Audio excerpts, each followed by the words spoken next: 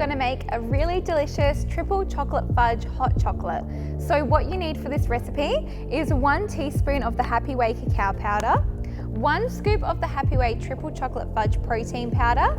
I'm using whey, but you can also use vegan depending on what your dietary preferences are.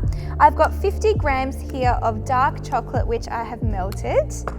I'm going to be using about 1 tablespoon of maple syrup, and I've got 1 cup here of milk. I'm using almond milk. You can use whatever milk you like. So to make this recipe, what I'm going to do is first pop the milk, protein powder, cacao powder and maple syrup into a blender and blend it until it's well combined and nice and creamy.